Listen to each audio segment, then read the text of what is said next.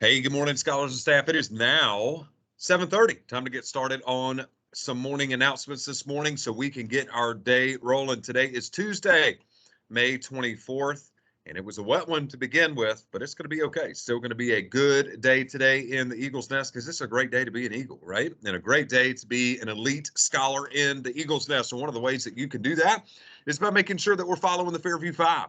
We want to make sure that we are doing this everywhere we go, whether we're in the hallway, whether we're at recess, whether we are in our classroom specials, wherever we are, we want to make sure that we are following the Fairview 5.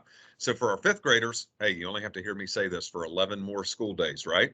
So we are going to do the following each and every day in the Eagle's Nest, and today's a great day to do it, right? Actively listening to the speaker, making sure we're getting these last few days in of instruction and review before we get started on some EOGs. Number two, keeping our hands and feet to ourselves. That's good practicing of self-control, especially if you are heading to middle school next year. You want to make sure you're definitely following rule number two. Number three, cleaning up your area, making sure that we're keeping things organized. Number four, being kind to others with our words and our actions, making sure we're motivating each other this time of year to finish strong. It's really hard to finish strong. We talked about that a couple of weeks ago. It's hard to finish a race, right? Especially after you've been running for 20 miles. Man, I don't want to run another 5 miles, but you've got to dig deep and find a way. And one of those is to motivate and cheer each other on. And number five is do your best. So you definitely want to do your best. So today, we've got a couple of showers going on this morning. It looks like here for Tuesday that all of those are happening right now, and it should just be cloudy for the rest of the day. So I am looking forward to you potentially getting to go outside for some recess later today. Or you might have to do some indoor recess if it is still raining, but I don't think it's going to be raining later today. So it is going to be a cool day, though. So it's going to be 66 as the high today. So for the remainder of the week, it's going to be a little bit cooler, right? And then on Friday, we get back into the 80s, but that is really good. So we want to make sure that we're cooling the building down, right? And making sure that we're enjoying ourselves outside. If you do get to go outside, just make sure you're taking a jacket with you, a rain jacket, or making sure that you are being safe if it is a little slick out there, especially today.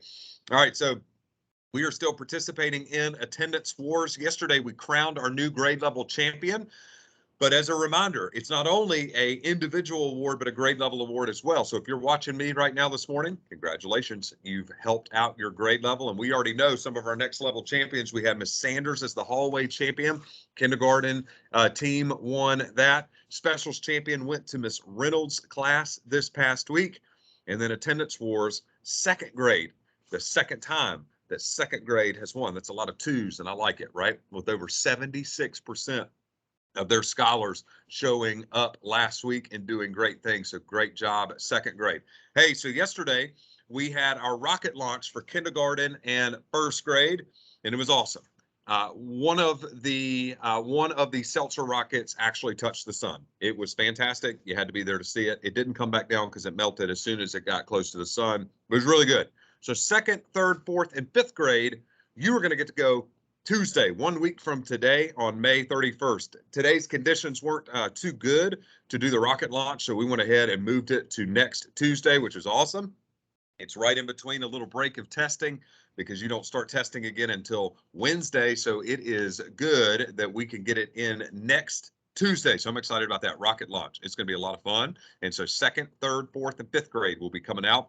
And we'll send you that updated schedule here very soon. But scholars wanted to let you know that your hard work that you've been doing in your STEM class, building your rockets and all that kind of stuff, we are excited to see those launch next Tuesday.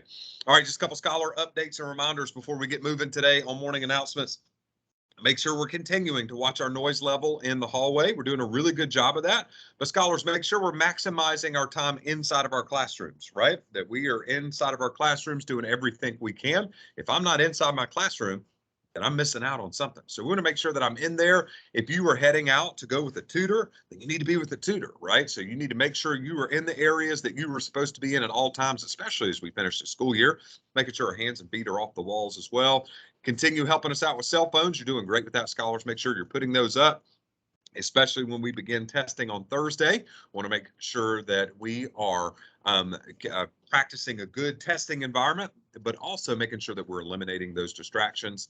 And then it's time to win the day, right? We want to continue to win the day as we get closer and closer to the end of the school year. So to be exact, 11 school days left. That's it. Just 11 school days left. As a reminder, scholars, and I'll remind you again for the rest of the week, on Monday, we don't have school next Monday because it's Memorial Day. We'll talk about that later on this week, but 11 more school days left. Only 2 more Fridays to become a Scholar of the Week. And in 3rd, 4th, and 5th graders, you begin testing in just 2 days. That's it, right? We start in just 2 days. Our kindergarten, 1st, and 2nd graders have already gone and done a great job, so we're looking forward to that. Hey, so the Masked Teacher / Singer happened yesterday. I hope you enjoyed round 2. Teachers, the voting link is in the chat box here. If you just click chat and then scroll up just a little bit, you can see that link that Mr. Benjamin posted yesterday. Also, he just emailed out that link as well. So be sure to vote on who you thought yesterday, who you thought the 2 individuals that that sang yesterday were, and we will reveal that on Friday of this week. So we've been talking about Kobe Bryant and the 10 rules that he lived by.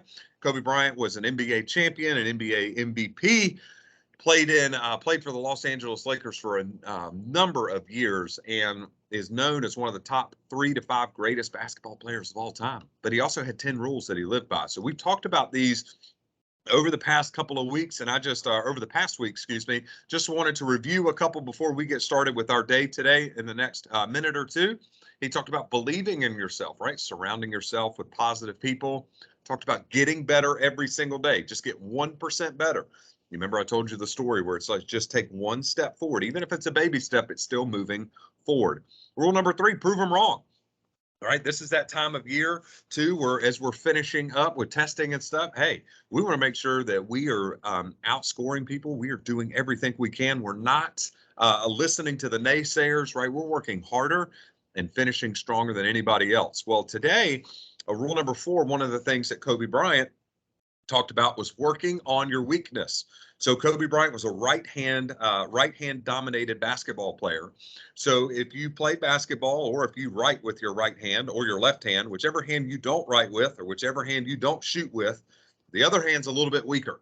And so a lot of the times you have to work on that to make sure you're doing it to get better at that. So I'm right-handed, and if you saw me write with my left hand, it's like I've never written anything before in my life. But if I wanted to get better with writing with my left hand, I would need to practice every day. And that muscle memory, and over time, I would be able to write just as well with my left hand as I could with my right hand. Well, Kobe Bryant did the same thing with his left hand in basketball.